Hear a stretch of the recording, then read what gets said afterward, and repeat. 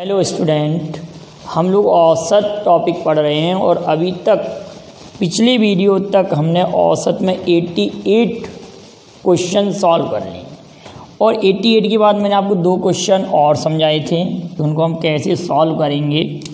तो उन्हीं क्वेश्चनों को मैं ज़रा लिख रहा हूँ। क्वेश्चन नंबर 89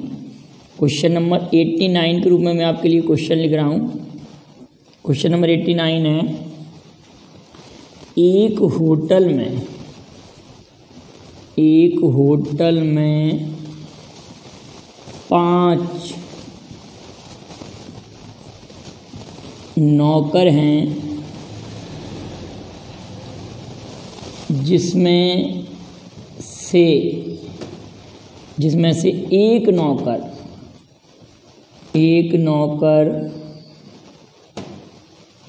जिसका वेतन 40 रुपये प्रतिदिन है, 40 रुपये प्रतिदिन है, उसे हटाया गया है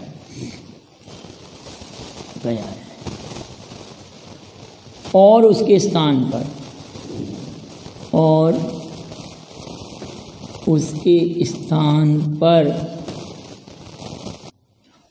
एक नया नौकर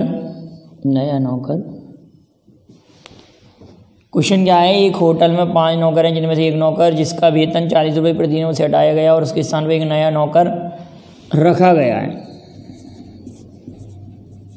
गया है जिससे वेतन में 2 रुपये प्रतिदिन की वृद्धि होती है। तो नए नौकर का वेतन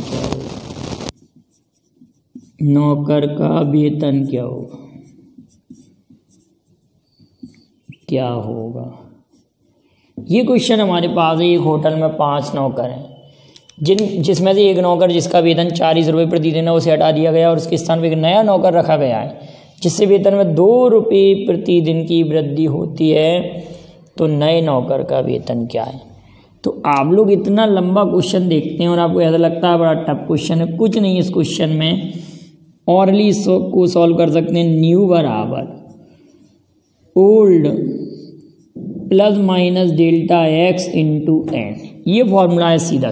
न्यू बराबर old plus minus delta x into N, ये फॉर्मूला है सीधा सा। तो न्यू बराबर old plus minus delta x into N.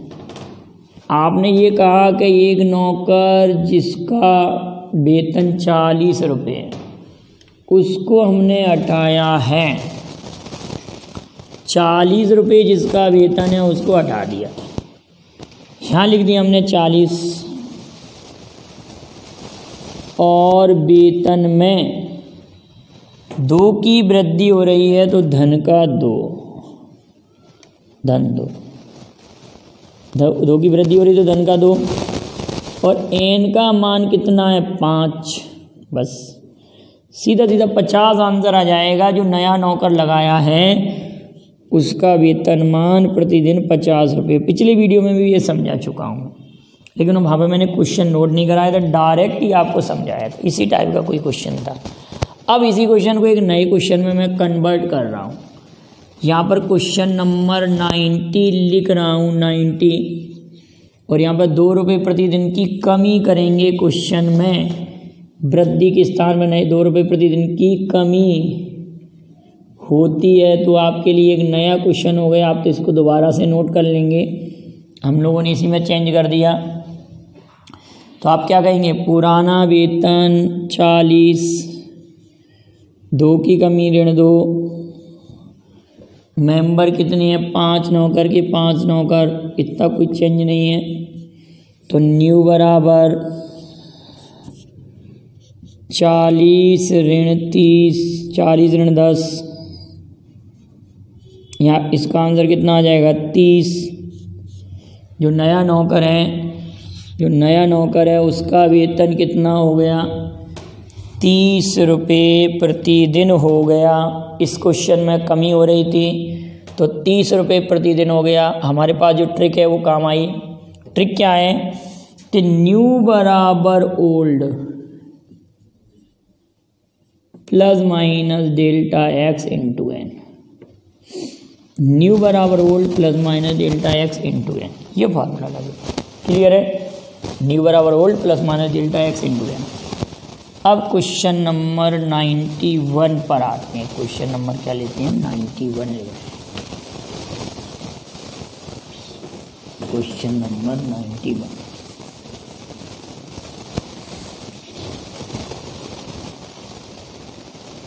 Question number 91 ये है कि यदि ए बी तथा सी तीन संख्याएं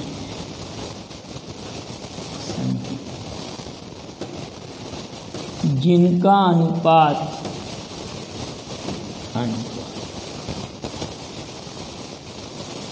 2:3 तथा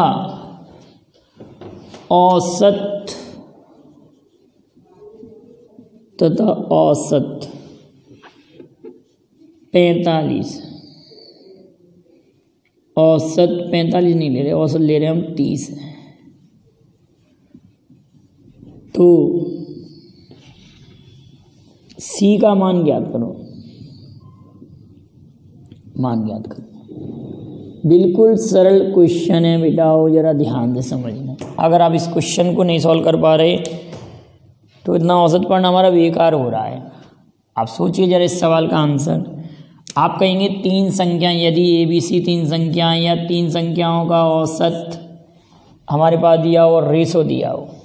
तीन संख्याओं का औसत कितना दिया है? 30 है। तो यहाँ लिख देंगे हम 30 या 90, ये 90 लिख देंगे। औसत 90 है तो 30 या 90, औसत 30 है तो 30 या 90 हो जाएगा, 3 का मल्टीप्लाई हो जाएगा। अब इनके योग का पहाड़ा पढ़ दें हम, 10 का पहाड़ा इसमें पढ़ देते हैं। इस 10 का पहाड़ा पढ़ दिया, योग का पहाड़ा पढ़ दें। सी का मान निकालना है तो सी के रेशो का कर दें मल्टीप्लाई, 5 का कर देंगे इसमें मल्टीप्लाई, तो 9 पंजे 45। सी संख्या आपके पास 45 आ जाएगी। इसी पर एक क्वेश्चन और आया था। कैसे? प्रथम संख्या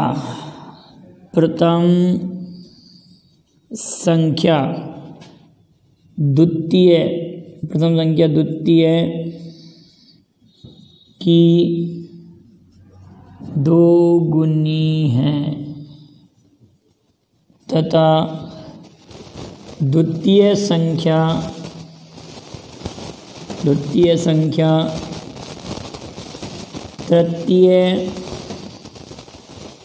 संख्या की दो गुनी है।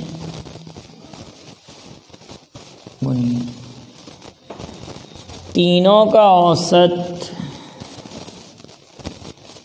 तीनों का एवरेज 49 है। तो सबसे बड़ी संख्या क्या है? बड़ी संख्या क्या है? पहली संख्या दूसरी की दुगनी है, दूसरी तीसरी की दुगनी है। पहली संख्या दूसरी की दुगनी है, दूसरी संख्या तीसरी की दुगनी, ठीक है। और तीनों का औसत 49 है, तीनों का एवरेज 49 है। तो सबसे बड़ी संख्या क्या होगी? क्लियर है? अगर हम थर्ड नंबर को मान लें 1, इसको कहते हैं हम ये 1 है, third number is 1, then second number will be double of third number. द्वितीय संख्या तीसरी की दुगनी है, अगर ये 1 है तो ये दुगनी है तो ये 2 हो जाएगी। सीधा सीधा क्वेश्चन कह रहा है ना। कि दूसरी संख्या तीसरी की दुगनी, हमने यहाँ से लेना स्टार्ट किया, इसको ले लिया 1 तो इसकी दुगनी ये 2 हो गई, और फर्स्ट नंबर सेकंड का डबल है, ये अगर 2 है तो ये वाला नंबर कितना हो जाएगा, 4 हो जाएगा। ये तो हमने क्या बनाया, संख्याओं के रेशो बनाए, क्योंकि इसी मेथड पर ये सवाल हो रहा है। अगर आपको ऊपर वाला क्वेश्चन समझ में आ गया होगा 91 नंबर का, तो अब इस क्वेश्चन में कोई प्रॉब्लम ही नहीं है। आप देख रहे हैं इस क्वेश्चन में और इस क्वेश्चन में कोई प्रॉब्लम वाली बात ही नहीं है। आपने ये कहा कि सर इस सवाल में सेम क्वेश्चन हो रहा है, अब तो ये इसमें हमको रेशो बनाया दिया था, इसमें हमने रेशो बनाया है।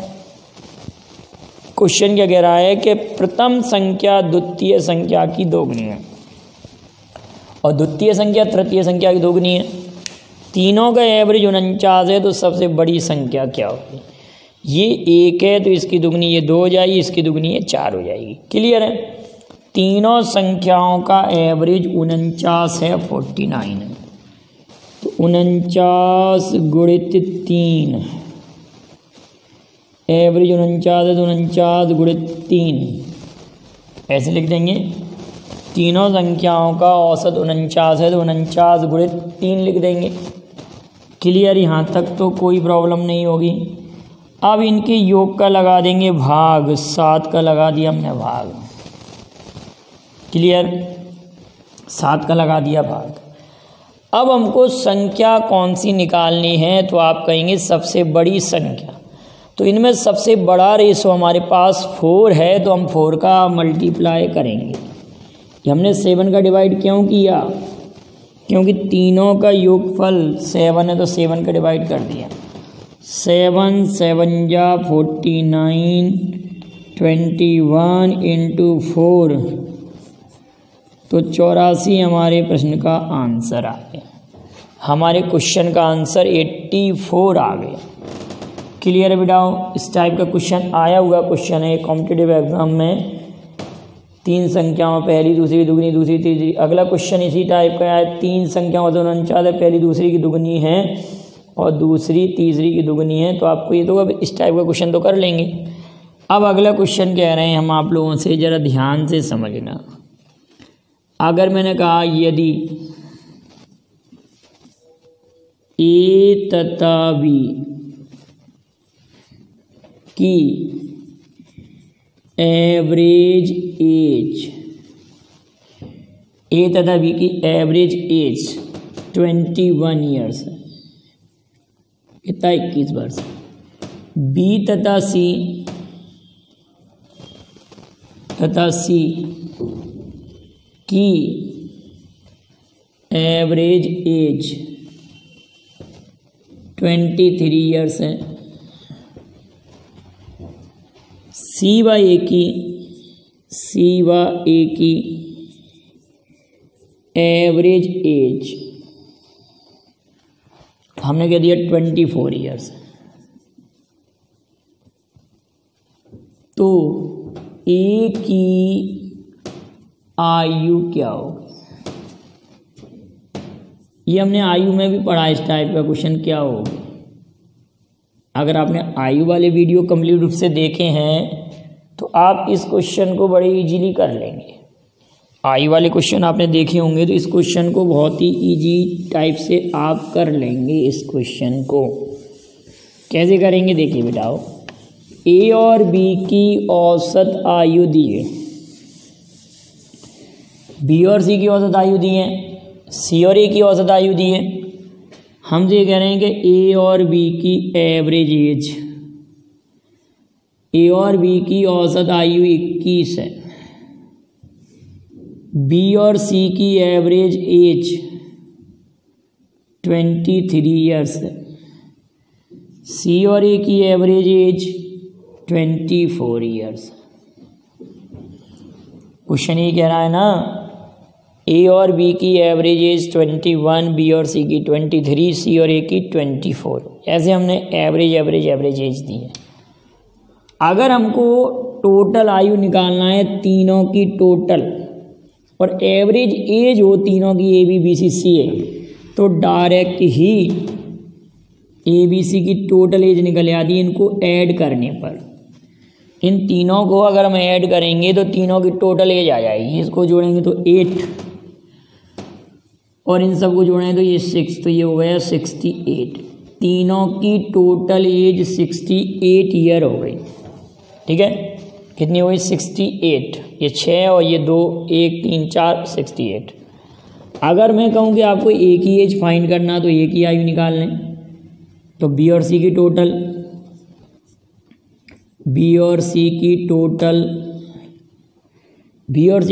कितनी है? 23 दूनी 46। बी और सी की टोटल 46। आप इसमें से इसको घटा दें तो एक ही एज आ जाएगी, एज ऑफ ए। 68 में से 46 घटाएंगे तो यहाँ कितना बचेगा? 2। और यहाँ कितना बच रहा है? 2। तो एक ही आयु 22 वर्ष आ गई। कितना सरल तरीका है। आपने ये किया कि तीनों की टोटल कर दिया, ए बी बी सी सी ए, तीनों का टोटल डायरेक्ट ही जोड़ दिया कि एवरेज था। तो तीनों का अगर डायरेक्ट ही टोटल करते हैं तो तीनों की टोटल एज आ जाती है। आप ये नहीं करना कि इसमें 2 का डिवाइड कर दें, क्योंकि इधर 2 का गुणा होने पर कुल आयु आएगी, इधर 2 का गुणा होने पर कुल आयु, इधर 2 का गुणा तो इधर भी 2A 2B 2C आएगा, तो वो 2 से 2 कैंसिल हो रहा है। इसलिए अगर ये एवरेज है तो तीनों की टोटल एज 68 हो जाएगी। क्लियर है। और बी और सी की टोटल कितना है? 46, क्योंकि बी और सी की एवरेज एज 23 है, तो टोटल 46। तो इसमें से हम 46 को सब्ट्रैक्ट करेंगे तो 22 आ जाएगा। Age of A equal to 22। अगर इसी क्वेश्चन को मैं चेंज करता, एक नए क्वेश्चन में फॉर्मेट करता, आप लोगों के लिए इसी क्वेश्चन को मैं चेंज कर रहा हूँ 94 क्वेश्चन में, और यहाँ पर ये कह रहा हूँ कि सी और ए की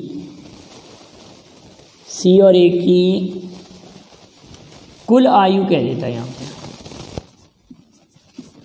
कुल आयु, और यहाँ पर कह देता 48। तो आप जल्दी में एक मिस्टेक कर जाते इस क्वेश्चन में। हम कहते हैं कि ए और बी की एवरेज है। इसको बड़े ध्यान से देखना, एक क्वेश्चन को आप नोट करिए, अच्छे स्पेशली क्वेश्चनों में से है, काफ़ी स्पेशल क्वेश्चन हो रहा है। आप इसको बड़े ध्यान से समझिए, क्वेश्चन में क्या चेंज हुआ है। आप कह रहे हैं कि ए और बी की औसत आयु 21 वर्ष है, बी और सी की एवरेज एज 23 ईयर्स है, और सी और ए की कुल आयु 48 वर्ष है। क्वेश्चन में बड़ा बिग चेंज है।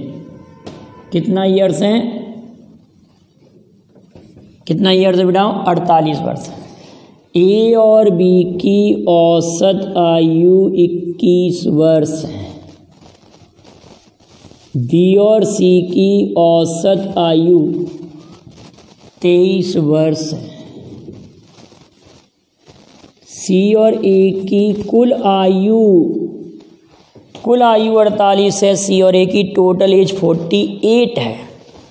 तो एवरेज हम फाइंड आउट करेंगे तो 24 हो जाएगा। अगर हम एवरेज फाइंड आउट करेंगे तो 24 हो जाएगा, और आप सभी को ऐड कर दीजिए, ए धन बी धन सी, सभी को अगर ऐड करेंगे तो ए धन बी धन सी। अगर हम सभी की एज को ऐड करेंगे तो ए धन बी धन सी बराबर ए धन बी धन सी बराबर, जोड़ने पर वही 68 हो रहा है, 68 ऐड करने पर 68 हो रहा है। अब हमको आयु निकालनी, ये मैंने 24 क्यों लिखा? क्योंकि ए बी एवरेज और इसको भी हमने एवरेज में कन्वर्ट करके लिख दिया। अब हमको आयु ए की फाइंड आउट करना है, तो बी और सी की टोटल एज, बी और सी की टोटल एज 46, बी और सी की टोटल एज 46। तो सब्ट्रैक्ट जब करेंगे तो age of A equal to 22 years. A की आयु कितनी आ जाएगी बेटा? 22 वर्ष। काफ़ी अच्छे लेवल का क्वेश्चन था। क्वेश्चन काफ़ी घुमा के कॉम्पिटिटिव एग्जाम में पूछा जाता है, बड़े ध्यान से। अगला क्वेश्चन लिख रहा हूँ मैं, क्वेश्चन नंबर 95। यदि ए और बी की औसत आयु 24 वर्ष तथा सी और डी की औसत आयु 28 वर्ष, क्वेश्चन कह रहा है यदि ए तथा बी की एवरेज एज 24 ईयर्स है तथा सी व डी की एवरेज एज सी व डी की एवरेज एज 28 ईयर्स 28 वर्ष,